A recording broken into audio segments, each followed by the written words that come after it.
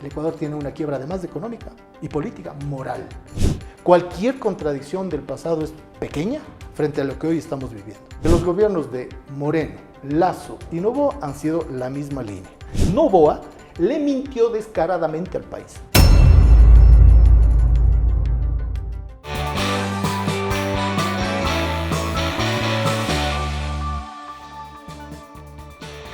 Son 16 binomios los que están inscritos hasta el momento para disputar la presidencia y la vicepresidencia de la República en el mes de febrero del próximo año. ¿Cómo se va contextualizando con este número de candidatos que tenemos? A ellos súmeles lo que va a significar candidatos a la Asamblea Nacional, a la Asamblea por las provincias, distritales, por las circunscripciones del exterior, y a ellos también los parlamentarios andinos, es decir, los ecuatorianos, van a tener verdaderas sábanas para poder definir el próximo mes de febrero quién va a gobernar este país. ¿Cuáles son en contexto? ¿Qué es lo que proponen o cómo tienen la visión, en este caso los candidatos, de lo que hay que hacer en un país que está realmente complicado, tanto en el ámbito económico, en el ámbito de la seguridad y también en el ámbito de la confianza de los ecuatorianos? ¿Qué es lo que se tiene que hacer? Es el tema que vamos a abordar con el economista Diego Borja, actualmente candidato a la vicepresidencia de la República con la Revolución Ciudadana de las listas número 5. Gracias por estar en la programación, economista. No olviden que estamos en las plataformas de Global Opinion. Nos encuentra en nuestro canal de YouTube, nos ayuda mucho suscribiéndose en el canal, sus likes y sus comentarios son importantes. Tenemos otras plataformas como Facebook, como Instagram, como Twitter, ahora X, también estamos en TikTok, en donde usted va a encontrar otro tipo de contenidos informativos, resúmenes de noticias, tanto nacionales como internacionales, así es que nos ayuda mucho también siguiéndonos en estas plataformas. El programa llega también gracias al apoyo de Kubiec, más que un buen acero, de Thunder Mammoth, más fuerte, más versátil, más eficiente. También se retransmite por la 1240 en AM, Radio Metropolitana, y también por la página de Facebook, por Pasión TV Digital, los días sábados y domingos desde las 7 de la mañana. Gracias, economista, por estar acá en la programación. Gracias a usted, Osvaldo. Un saludo para toda la audiencia, que veo que es enorme. Un gusto estar con usted. Muchísimas gracias también por estar acá. Bueno, se definió el asunto de la candidatura. En su momento había habido algunos reparos, algunas circunstancias que de pronto podrían haber peligrado su candidatura a la vicepresidencia, economista. Mire, yo creo que este es un acto de madurez política gigante, es un acto de generosidad política, porque está mostrando que la Revolución Ciudadana está en sintonía con lo que la ciudadanía puede querer, que es una propuesta de amplitud, una propuesta de unidad, una propuesta de convergencia.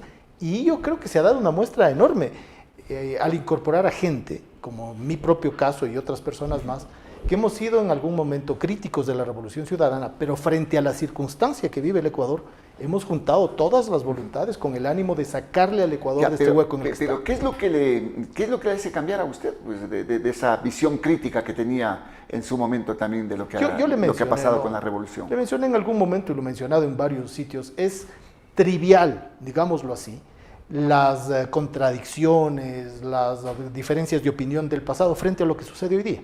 Puse un ejemplo que creo que es metafórico y bueno, que es si usted está discutiendo con su vecino porque se ha parqueado en su parqueadero en el edificio, pero el edificio empieza a quemarse, usted va a dejar esa discusión trivial y van a juntos apagar el fuego, pues. Eso le está pasando al Ecuador.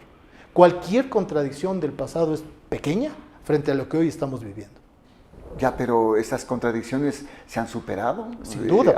Han cambiado lo que usted cuestionaba en su momento. Sin lugar a dudas, porque el Ecuador está viviendo un momento tan duro en términos económicos, en términos de seguridad, en términos de salud, en términos de oscuridad, ¿no? De oscuridad física y de oscuridad moral que vive el Ecuador. Entonces, todo esto es mucho más grande que contradicciones que en el pasado pudieron parecer importantes, pero que hoy día no lo son. O sea, situaciones solventadas inclusive con el líder del movimiento, que es el economista Rafael Correa. Por supuesto. Porque por ahí fue quizás el impacto más fuerte que se tuvo, ¿no? Quizás lo que vale decir acá es que en el Ecuador no está comprendido el juego democrático. Cuando una persona critica, cuando una persona confronta, cuando una persona debate, es visto como enemigo, es visto como traidor y cosas de ese estilo.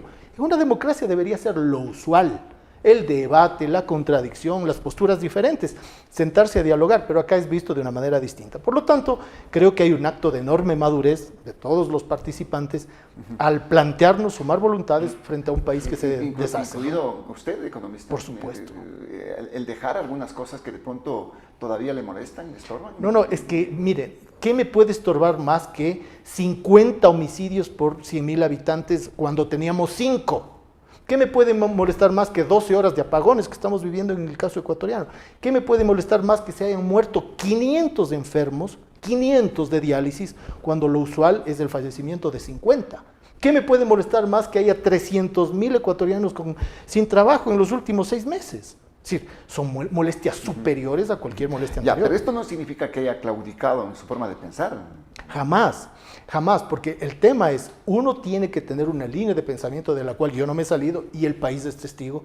Yo he estado en la izquierda o en el centro izquierda, como se me quiera ver, toda la vida, desde que era estudiante universitario, y de ahí no me he movido. Usted representa entonces a la centro izquierda, porque ha estado también representando izquierda democrática, centro democrático, ha estado en alguna actividad política en este caso. ¿Es la centro izquierda o a quién mismo representa Absolutamente. Diego Borja? Yo ahí me he movido y más bien hay que juzgar a la gente por lo que ha hecho y por lo que ha dicho. Entonces, ¿qué he hecho? Yo he hecho acciones cuando he estado en el gobierno, por ejemplo, favorables a un programa nacionalista, patriótico del Ecuador. Le pongo un ejemplo. Recuperar el excedente petrolero con la Ley 42 en el año 2006 significó 9% adicionales puntos del PIB, con los cuales inició el gobierno de Rafael Correa en el año 2007. Eso es un hecho concreto. ¿Dónde le ubica eso? En una postura nacionalista, patriótica, centroizquierdista. Pero ese excedente después fue a alimentar la caja común, prácticamente. Como debe ser, pues, una caja común. Pero vean lo que ha pasado con el tema de los ahorros que decíamos, los pequeños ahorros. Después necesitó el Estado plata. Mire, a una caja común y no tiene ahorros. ¿Qué significó? Significó pasar de un PIB de 35.000 millones de dólares a un PIB de 100.000 millones de dólares. Significó pasar de una inversión pública del 5% al 15.7%. Eso significó. Entonces, cuando dicen, por ejemplo, que Rafael Correa tuvo suerte porque aumentó los precios del petróleo en ese periodo, eso no es así. Pero que fue cierto. No es suerte. No, pero también incrementó el precio ya del le petróleo. voy a dar datos. No fue suerte, fue política petrolera. Porque en el gobierno de Guillermo Lasso incluso hubo más meses del petróleo por sobre $100 y en cambio la caída del PIB por habitante, la caída de la inversión pública no se compadecía con ese aumento de los precios, mientras que en el gobierno de Correa, precios aumentados, inversión aumentada, consumo de los hogares aumentados, PIB aumentado. Entonces, es política, no es suerte.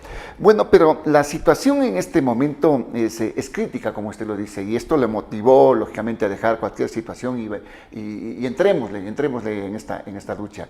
¿Qué se puede hacer con este país? Un país en que la situación económica es bien complicada, vea con este tema de los apagones, se avisora que va a venir nuevamente una crisis económica inclusive. ¿Qué se puede hacer en ese aspecto? Bueno, según el Banco Central, este año va a ser un año de decrecimiento, todavía no definen cuánto. Bueno, 0.8 no es el Banco Central en este momento. No, el Fondo Monetario decía 0.2. 0.08 decían, o sea que eso es cero, el fondo. eso es estancamiento, ¿no? Pero con lo que ha sucedido, acaba de sacar un informe el Banco Central donde muestra que en el último trimestre, comparado con el trimestre igual del año anterior, la caída es del 2.2%. O sea, ya tenemos decrecimiento, ¿no? Entonces, probablemente a final de año vamos a decrecer. Además de que estamos en recesión, tenemos decrecimiento. Tenemos en este caso. decrecimiento, y eso usted lo fija en el día a día, en la situación de los ingresos de las personas. No les alcanza para llegar a final de mes. Hay problemas para el pago de los servicios públicos, de la comida, del vestido, del arriendo de la casa, de todo. Entonces, eso se ve en el día a día en las cifras. Pero lo que se ha hecho en este momento, por ejemplo, incrementar el IVA en 3 puntos o subir el precio de los combustibles, ¿le da más liquidez a la caja fiscal? Hemos visto que no es un error garrafal. En un país que está en crisis, usted sube impuestos al consumo, que es el IVA, ¿y qué hace? Le quita plata del bolsillo a la gente y no le permite recaudar más al gobierno. ¿Por qué? Porque disminuye el consumo. Mire lo que dice la Cámara de Comercio. En el mismo periodo del gobierno anterior, se consumía 4% más que hoy día. O sea, tenemos una caída del 4% en las ventas. Pero es que todavía no habían cortes de energía eléctrica. No, esto era antes de los cortes. Ahora con los cortes esto va a ser peor todavía, pues. O sea, súmele usted la mala política económica y ahora la mala política energética. Ya, pero ¿cómo usted avisora cuando un Estado está prácticamente quebrado, de lo que se manifiesta, recibió Noboa en este caso, casi, ¿con cuánto? 70 millones en la caja fiscal. Se tenía que tomar estas medidas para poder tener recursos. A ver, aquí hay que tener claro que los gobiernos de Moreno, Lasso y Noboa han sido la misma línea. Contracción de la inversión, contracción del gasto, contracción del crecimiento económico, disminución del empleo, han sido los tres. Es la misma tónica. Si usted hace lo mismo y pretende tener resultados diferentes, es definición de locura, pues. ¿Qué hay que hacer? Todo lo contrario. ¿Qué haría usted? ¿Medidas anticíclicas, no sé? Contracíclicas inmediatas, pero en lo inmediato. En lo inmediato usted tiene que empezar resolviendo los problemas inmediatos energéticos de la gente. Una planta de 1500 kilovatios que le permite tener 8 computadores conectados, un televisor, le cuesta, incluso con ya la conexión, $430. Por ejemplo, crédito estatal inmediato para que la heladería, el salón de belleza, el gimnasio, el centro de servicios de internet resuelvan el problema. Estos generadores. Inmediato. El presidente Noboa acaba de señalar de que 0% el IVA por la compra de estas plantas en este momento. Porque primero destruye y luego da la solución. ¿Pero por qué? Han de estar haciendo negocio ahí. ¿Hacen negocio de esto? O sea, no le quepa la menor duda. ¿Cómo no va a ser un negocio el que usted, en vez de mantener la planta energética, la quiebre y luego contrate electricidad hasta por 5 o 6 veces el precio? Eso es el negocio de la quiebra.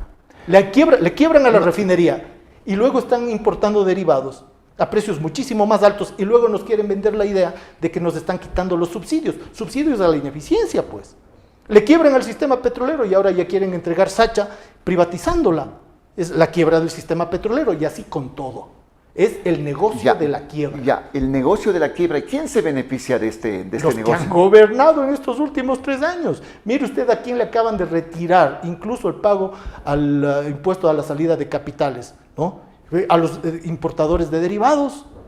O sea, bingo. Primero le quiebran a la refinería, no se producen derivados, se importan derivados carísimos y le entucan al pueblo ese costo. ¿Usted dice entonces que esto es premeditado, esta crisis, o es un arrastre? Porque los gobiernos anteriores no le han puesto un mega le han puesto al Sistema Nacional Interconectado. Yo creo que es un combinado de negligencia, de ineficiencia, de ineptitud, de indolencia con la gente, y en ese marco hay los vivísimos que pescan a ríos revueltos y dicen, bueno, el Ecuador está en la quiebra en tantos espacios, ahí podemos tener un negocio.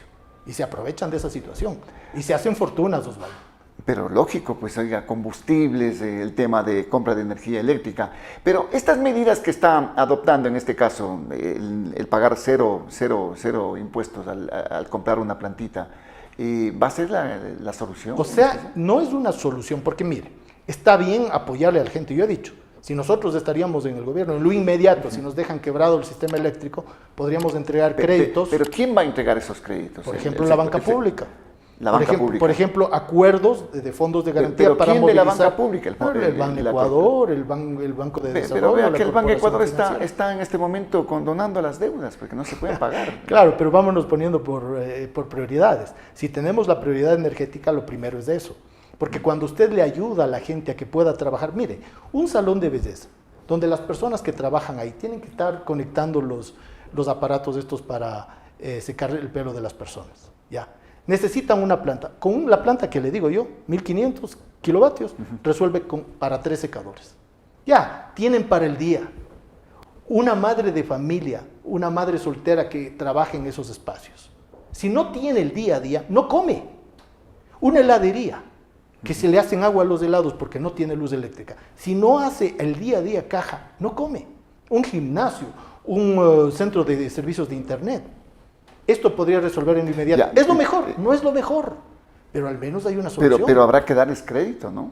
Hay que darle crédito. No es que, oye, cómprate una plantita y entra en este caso. Una de 1500, ¿cuánto será? Unos $400. En conjunto, con la conexión y todo, le salen $430. Pero eso añádale también que utiliza diésel, pues. Aumentan los costos de operación, por tanto aumentan los precios. No, esas me parecen a gasolina, pues son pequeñas. O a gasolina. Es una solución temporal. Porque ¿qué es lo que hay que hacer? Aumentar la capacidad de generación de energía. Ya, lo que se está haciendo, tanto en la normativa como permitir, por ejemplo, pedir que el sector privado intervenga, de que pueda incrementar sus posibilidades de generación, hasta 100 megas están pidiendo en este momento, ahora pueden hacerlo hasta 10. ¿Podría ser también una salida? ¿Cómo le ve usted el tema del sector privado? Yo le veo una salida inmediata, como la que estamos diciendo, que no es la mejor, pero es inmediata, una de corto plazo y una de mediano plazo. En la de corto plazo, tenemos que adelantar las inversiones, por ejemplo, para la interconexión con Perú. ¿Qué significa eso? 300 millones de inversión de este lado de la frontera y 300 millones del otro lado de la frontera. Hay que llegar a acuerdos, apurar esa inversión y poder tener la interconexión. Eso nos ayuda a resolver. Hay que tener una negociación mirando los estiajes de Colombia y de Ecuador con el gobierno colombiano, que no se han sentado a negociar bien, ¿no es cierto? Hay que aumentar... No, pues, pero Colombia negoció bien, pues. No, Colombia sí. 62 Ecuador, centavos yo hablo del Ecuador. Yo hablo de nosotros, no de los colombianos. De nosotros, de los que tenemos que velar por la ciudadanía. Usted tiene que aumentar la planta de generación termoeléctrica, tiene que utilizar los más de 240 mecheros de gas que se están quemando el gas en la Amazonía y que le podrían aportar 300 megas más. Tiene que utilizar el gas del campo Como una Amistad. planta en la Amazonía, ¿no? No son una, son varias. Porque usted tiene que volver a ese gas capaz de es decir, generar usted entraría en el ámbito del Plan Nacional de Electrificación que existe, que están allí, que tienen un montón de proyectos. Mire, ese es uno de los hay que desarrollar esto. Es uno de los más grandes errores, el no haber continuado con el plan de electrificación. Claro, como lo hizo Correa, entonces ni Moreno, ni Lazo, ni Noboa han utilizado. Bueno, si no les gusta el plan de Correa, hagan otro plan, señores, pero por favor hagan, ¿no? O sea, ¿qué debemos pensar? Todos los años, Osvaldo, el consumo energético aumenta por lo menos en 5% anual. Si usted deja estancada la generación en el año 2007, usted tiene 35% mínimo de incremento de necesidad de consumo que no está cubierto. Es año tras año, ¿no? Son más de 1000 megavatios de déficit que tenemos hoy día. Pero ¿qué pasó? Ecuador en su momento llegó 8.000 megas a ser excedentario de generación de energía eléctrica. Nos ubicaron entre los países a nivel mundial de soberanía energética, incluso comparándonos con países europeos. Le estaba hablando de informes del 2015, ¿no? ¿Qué pasó? No hubo inversión en mantenimiento, no hubo inversión en ampliación de la capacidad de generación, no se utilizaron las distintas tecnologías hidroeléctrica, termoeléctrica, fotovoltaica, eólica, etcétera. No se ha hecho nada.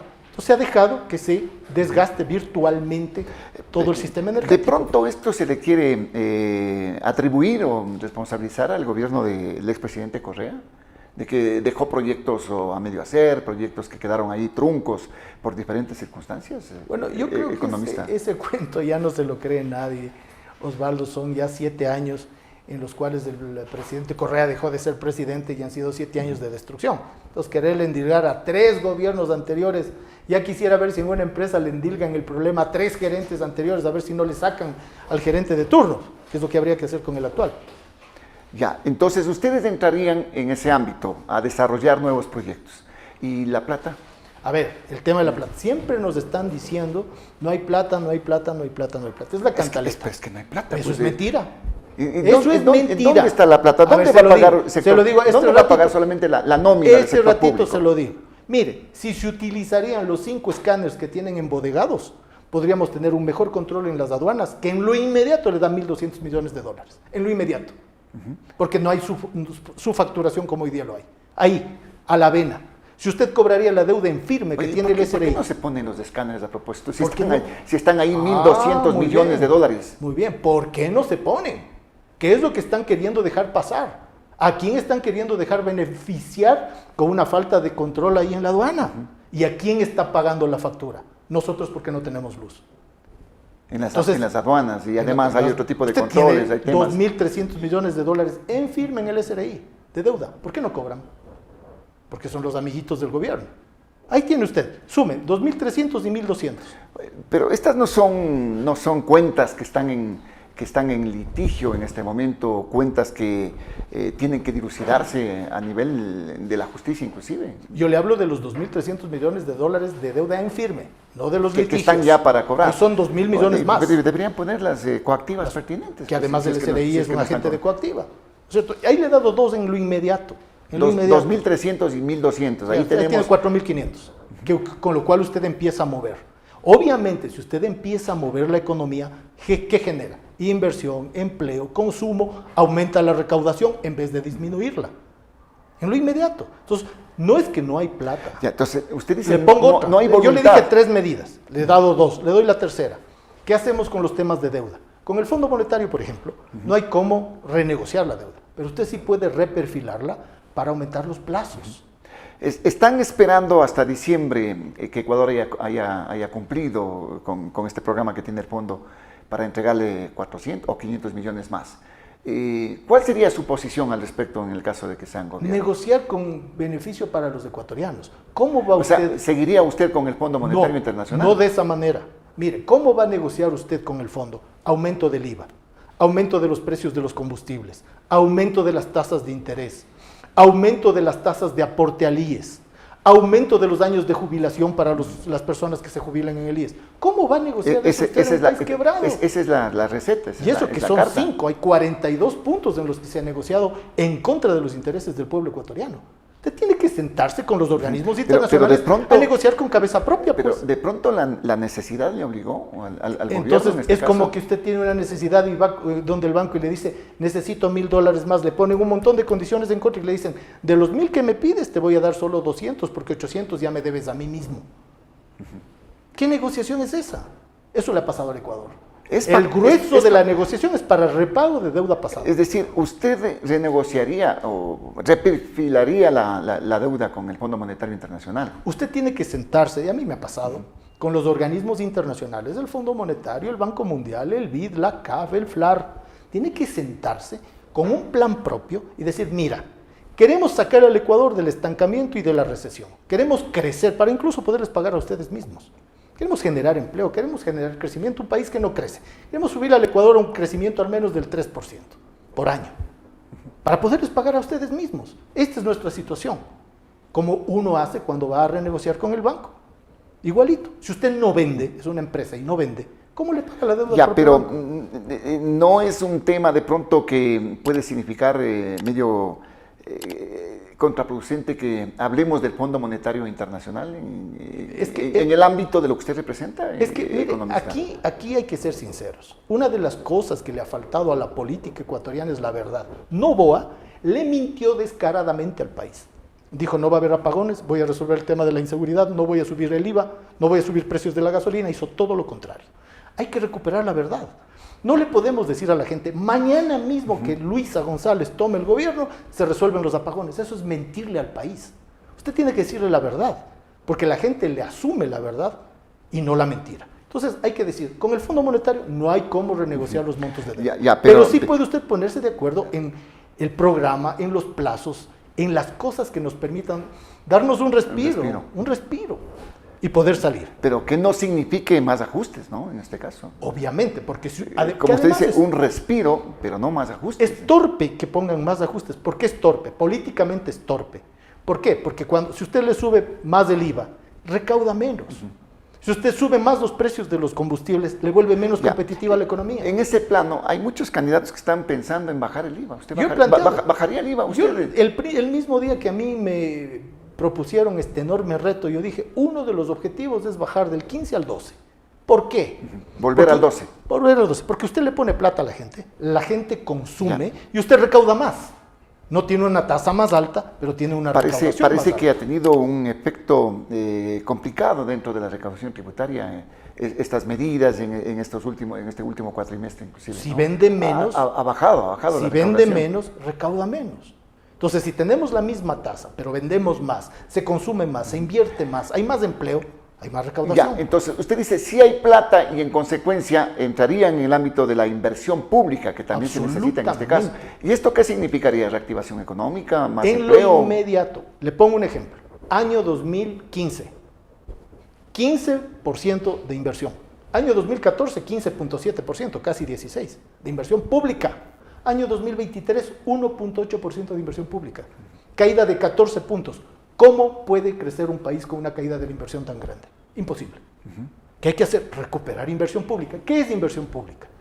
Es de energía, es de hospitales, es puestos de seguridad para los policías, equipamiento, carreteras, pero ¿de dónde va a canales de financiar la riego? seguridad si usted dice hay que bajarle del 15 al 12%?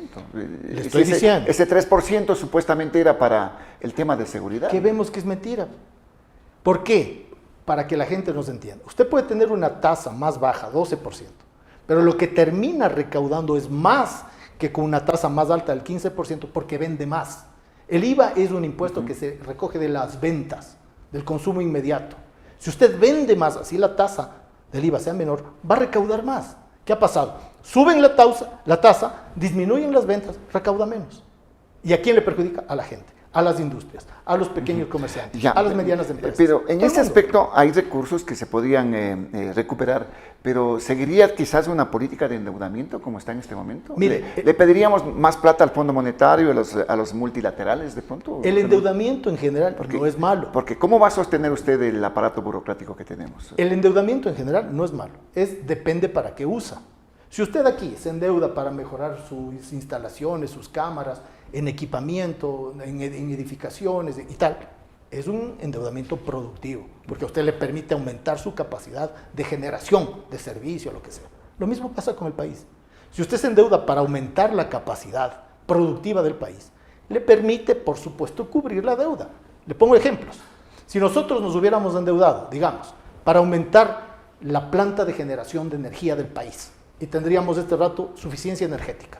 No tendríamos los enormes costos que hoy día nos está representando el no haber utilizado recursos para eso. Pero hay que diversificar, ¿no? Con los proyectos, en este caso energía termoeléctrica, eólica, solar, bueno, de todo. Para no depender tanto de las hidroeléctricas. Claro, ese es el uso que usted le da a la inversión. Pero si usted la usa de manera productiva, termoeléctricas, hidroeléctricas, para terminar tu Pilatón. Ya está, pues ya van a... Pero todavía no se en incorpora. diciembre ya comienza. Pero no se incorpora. Pero vio cómo quedó Toachi Pilatón con problemas y todo. Pero faltaba tuvieron 7 años para voluntad resolver. política faltaba. Claro, obvio. Entonces, si usted me pregunta, ¿es conveniente una política de endeudamiento? Sí, si la utiliza de manera productiva. No si se la va a farrear como lo han hecho. Ahora, a propósito de farrear en este sentido, también hay esas observaciones de que se farrearon bastante plata en el gobierno del presidente Correa. Claro, pero son observaciones sin sustento, pues. Ese es el problema. Yo le doy cifras. Año 2017, 38 mil millones de dólares es lo que presentan al Fondo Monetario Internacional como cifra de deuda. Como cifra de deuda agregada, 42 mil millones. Está en la página internet del Ministerio de Finanzas. ¿Cuánto tenemos hoy día? 92 mil millones. Ya subimos más, estábamos en 85. Sí, pero a eso súmele la deuda contingente, pues, que son 5 mil millones. Entonces son 82 mil millones, 92 mil millones de dólares. Ahí está incluida la deuda con el IES. Con el Fondo Monetario Internacional. ¿Y con el IES? No está ahí, no. Pero la deuda con el IES es más de 20 mil millones aproximadamente. Del Estado. No, eso hay que verlo como... ¿Es deuda interna entonces? Una cosa es ahí sí está la deuda interna. Una cosa es la deuda doméstica que se tiene con el IES. Otra cosa es la deuda actuarial, son cosas diferentes. ¿Qué haría usted con el tema del IES, que es una bomba de tiempo que en este momento veo que la están arrastrando y no hay una solución definitiva? Primero, comprender el problema y decirle a la gente la verdad. Mire, a la gente le mienten mucho, los gobiernos le maquillan las cosas. Mire, año 2014, 2.100.000 ecuatorianos afiliados al Seguro Social Obligatorio. 2.100.000. Año 2024, 1.800.000. Hubo un decrecimiento de 300.000 personas por el tema de la pandemia también, no, en este caso. Problema de la política. 300.000 personas menos de afiliados. Es que no hay trabajo, pues. Exacto, pues. No hay empleo ¿Cómo formal. queremos que funcione un sistema de seguridad social si se ha contraído tan brutalmente el empleo? 1 de cada 3 ¿Cuáles serían las soluciones? Primero, la reactivación económica, hay que generar empleo, desde luego, para que haya afiliación formal, paguen los sueldos formales también, el sueldo básico, lo que sea. Pero en este caso, ¿cuáles serían las medidas que ustedes adoptarían? En lo concreto, ¿qué hemos dicho nosotros? Tenemos que aumentar la inversión, que va de la mano de aumento de ingreso y de aumento de empleo, público y privado. Hay que incrementar el número de afiliados. Hay que incrementar el número de afiliados. Si usted tiene ahora solo... están haciendo que los jóvenes menos de 16 aporten, algo de eso. Pero ¿cuánto ha caído la afiliación de jóvenes? 80,000 jóvenes menos, entre 16 y 24 años, 80,000 menos en la afiliación al Seguro Social. Por eso es que los jóvenes quieren irse del país, ¿no? Todos quieren irse. 50%, más del 50% Porque no ven quieren irse oportunidades. Entonces usted me dice, ¿qué soluciones? Aumentar el empleo adecuado, aumentar la capacidad Pero eso no real es de la de noche a la emprendimiento. mañana. No sé, pero es al día siguiente que usted empieza el sendero de eso. Yo no digo que se va a resolver esto en 100 horas, ni en 100 minutos, ni en 100 días, pero usted al día siguiente tiene que empezar a resolver los problemas. Hay cosas que se lo pueden hacer muy pronto. Un fondo de garantía para emprendedores en servicios de internet, en servicios de desarrollo de aplicaciones, en servicios de agroindustriales, en servicios profesionales. ¿Cuánto le cuesta un fondo de garantía? 20 millones, 30 millones, que además no es para crédito, es solo de garantía, ¿no? Y eso... ¿Es reembolsable eso? Es de garantía, ni siquiera es reembolsable, es un fondo de garantía para que la gente vaya y se endeude con su proyecto con la banca privada. Pero como usted va a la banca y le dicen, ¿cuál es su garantía? ¿Tiene propiedades? ¿Tiene casas? Ah, no. ¿Tiene récord crediticio? Ah, no. Entonces no le podemos dar. No, pero mucha gente no está bancarizada. Por eso mismo, aquí tiene el fondo de garantía que le permite a usted... qué interesante. Es muy interesante porque eso le permitiría, por ejemplo, a los jóvenes que tienen ideas brillantes, al día siguiente no tienen récord crediticio, no tienen propiedades, pero ya tendrían un respaldo. O sea, ¿usted piensa en que no salgan los cerebros que tenemos acá? No solo que no salgan, porque eso es muy doloroso en términos emocionales, en términos familiares, sino que regresen. Yo mismo tengo hijos, jóvenes, algunos estudiando, terminando ya la universidad, no quieren estar en el Ecuador. Y los amigos de mis hijos tampoco quieren. Y los vecinos tampoco quieren. Nadie quiere. Si quieren irse fuera. ¿Cómo no se van a querer de un país que no les da oportunidades, no les da seguridad y además tiene una quiebra moral? El Ecuador tiene una quiebra además de económica y política, moral.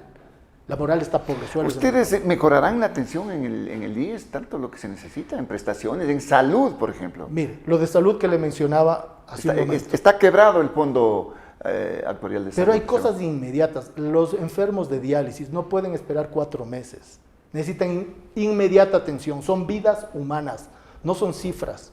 Y eso hay que atenderlo en lo inmediato. Y si usted tiene una deuda con los prestadores de servicio de diálisis, páguenlo inmediato, porque de lo contrario se le mueren los pacientes. Entonces, el esquema de prioridades de los últimos 3 gobiernos, Noboa, Lasso y Moreno, está totalmente trastocado. La gente está en el último lugar de sus prioridades.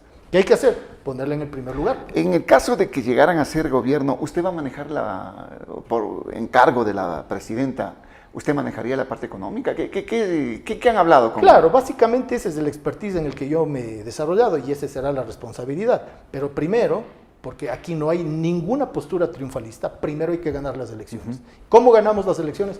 Planteándole soluciones concretas al ciudadano, diciéndole cómo usted le resuelve la vida concreta, no los grandes planteamientos que además no se cumplen, lo concreto. Y eso es lo que estamos haciendo. Transparencia, honestidad. Transparencia, verdad. Verdad, no le vamos a decir a la gente al día siguiente se resuelven los apagones, eso es mentira, y el que le diga eso le está mintiendo. Hay que decirle la verdad. Pues ya nos han dicho. Y hay que decirle cómo lo va a hacer. Para solventar esto pasarán años. Bueno, depende cómo lo haga, depende cómo lo haga. Ojalá pasen los menos años. Siempre reconstruir es más fácil, es más difícil que destruir. ¿Qué está el país destruido? Pero sin lugar a dudas, destruido económicamente, destruido socialmente, destruido políticamente, destruido moralmente. Es una destrucción completa. ¿Qué tal su relación con la candidata a la presidencia? Excelente. Excelente. No solamente yo le preguntaba eso, ella le encargará la parte económica, la parte de la gestión. ¿No será una relación tirante como la que tiene en este momento justamente el presidente actual con la vicepresidenta? Que nos ha dado Noboa con su vicepresidente es el que no hay que seguir. Y le digo más, mire, es la hora en el Ecuador, en la región, de las mujeres. Porque no porque sean mujeres, porque son personas valiosas. Luisa González, Viviana Veloz al frente de la Asamblea Nacional. Y veamos a nivel internacional, está pretendiendo ser presidenta de los Estados Unidos Kamala Harris, una mujer. Y es presidenta de México Claudia Sheinbaum. Pero, ¿por qué no el Ecuador? ¿Por qué políticamente, cómo usted puede solventar esta polarización que tenemos en el país? En este momento hay una división del país entre correístas y los anticorreístas y los epítetos que se dicen en este caso. ¿Cómo rompe esto usted? Usted me ha oído a mí, Osvaldo, en varios de los programas que me ha invitado, desde el principio que inicié esto en el mes de febrero, mi llamado fue a la unidad, a la convergencia, a dejar de lado rencillas pasadas, y el ejemplo lo he puesto yo, Pero personalmente. eso significaría hablar con quién nomás. Con todos los que haya que hablar. Hablar no significa que usted coincide con el otro. Usted puede tener su opinión y es distinta a la mía, pero yo me siento a hablar. En algo estaremos de acuerdo. No satanicemos el diálogo. No diabolicemos ¿Usted cree que lo que es posible en democracia. ¿Podemos llegar a esos niveles? Yo creo que sí. De entendimiento político, pensando, privilegiando al país en este Mire, caso. nosotros somos un ejemplo. La Revolución Ciudadana se ha sentado a conversar con quien ha sido crítico. ¿Con quiénes han sido críticos? En las listas a la Asamblea hay personas que han sido críticas. Ya, pero, ahí están. y el manejo de objetivos que son directamente y que incluyen en la justicia, temas del propio expresidente, del vicepresidente Glass también, ¿se van a priorizar en el caso de que sean gobierno? Mire, hay cosas que son prioridades personales, como es lógico. Una persona perseguida por influjo psíquico es una vergüenza nacional, digamos, pero es una prioridad del presidente Correa. Es parte de la agenda del movimiento Revolución Ciudadana. Obviamente no es la prioridad del plan de gobierno, pero yo les digo a los ecuatorianos, cuando usted sale al extranjero y nos dicen que tenemos a un presidente, a un expresidente juzgado por influjo psíquico, somos la burla. Entonces, eso es un tema nacional que hay que resolver. No solo es de Correa, es del país, pues. ¿Cómo podemos nosotros presentarnos en el mundo para atraer inversionistas si tenemos a un presidente que ordena asalto a una embajada, violando todo el derecho internacional? Eso no es prioridad de Noboa, es prioridad del país. Igualito pasa con estos juicios en este ámbito absurdos. de la polarización, ¿se ha tergiversado todo lo que ha pasado en este ámbito? Porque un porcentaje importante de la ciudadanía cree que son culpables. Pues. Claro, pues imagínese usted lo que es repetir todos los días durante 7 años una falsedad que se convierte en verdad y que ha tenido muchas cajas de resonancia. Es muy difícil, pero acá el planteamiento es, miren, cada cual puede tener sus simpatías y sus antipatías. Hoy día tenemos prioridades. Centrémonos en las prioridades que tiene el Ecuador, el ciudadano. Desde ahí hablemos. Ya, pero esta agenda involucra lo que usted me acaba de señalar, del expresidente Correa. Yo le puse ese ejemplo porque a veces se dice, es un problema de Correa. El problema de la embajada es un problema de Noboa. No, señores. Es un problema del Ecuador que tiene que venderse al mundo como un país de seguridad jurídica, como un país de responsabilidad jurídica, como un país de seriedad jurídica, pues. ¿Cómo una empresa transnacional cree en un país que le sigue a un expresidente un juicio por influjo psíquico? ¿Cómo? Piense usted en un sueco, en un austríaco, en un francés, en un español, ¿de dónde vienen las inversiones? Nos ven con desprecio, pues. Eso hay que corregir. Hay que volverle al Ecuador a ser un país serio, digno. Para el análisis en este plano, ¿no? Dentro del aspecto de la polarización y de lo que usted dice, apertura al diálogo y a pensar más en el país definitivamente. Seguiremos conversando estos temas, ojalá que en esta programación economista. Muchísimas gracias. Cómo no, gracias a ustedes. Gracias al economista Diego Borja, candidato a la vicepresidencia de la República, centrándonos más en este tema de qué hacer en la parte de recuperación del país, cuál es la propuesta, porque esto estamos preguntando. A los candidatos tienen que ir centrando sus propuestas de decirnos qué es lo que van a hacer con el país, que atraviesa pues situaciones realmente muy, pero muy complicadas en el ámbito económico, en el ámbito... No hablamos de la seguridad, que en algún momento hablaremos también del tema de la seguridad. No olviden que estamos en las plataformas de Global Opinion, en el canal de YouTube. Suscríbase al canal, sus likes y sus comentarios son importantes para contextualizar este tipo de entrevistas. Las otras plataformas, Facebook, el TikTok, pues va a encontrar usted resúmenes informativos del ámbito nacional e internacional que van a ser de su interés. Frente al personaje llegó gracias a Cubiej, más que un buen acero, y Thunder Mahmoud, más fuertes, más versátil, más eficiente. Gracias por acompañarnos. Recuerden que estamos, ya les dije, en las plataformas de Global Opinion y también el programa se retransmite por la 1240 en AM, Radio Metropolitana, y en la página de Facebook por Pasión TV Digital los días sábados y domingos desde las 7 de la mañana. Soy Osvaldo Morocho Ampudia. Nos veremos muy pronto. Felicidades.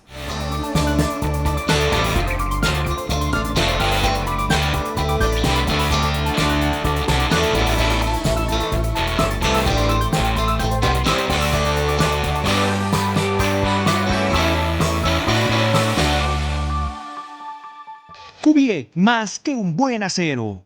Existimos para acelerar el cambio hacia una construcción sustentable. Somos la primera industria del sector del acero metalmecánica y productos para la construcción en Ser Empresa Carbono Neutro. Te presentamos nuestros productos: edificaciones metálicas, cubiertas de acero, cubiertas fotovoltaicas, tubería de acero, tubería eléctrica, construcción en seco, paneles prefabricados de hormigón alivianado y encofrados metálicos. Cubiec, más que un buen acero. Él es Baltasar Ushka, el último hielero. Esta es la Thunder Mammoth M2, el primer motocarro de carga. ¿En qué se parecen estos dos personajes del Andes ecuatoriano? Que nacieron para ser los fuertes del trabajo pesado. Una potente herramienta de trabajo con amplio espacio de carga. Thunder Mammoth M2. Fabricados para durar, diseñados para ahorrar.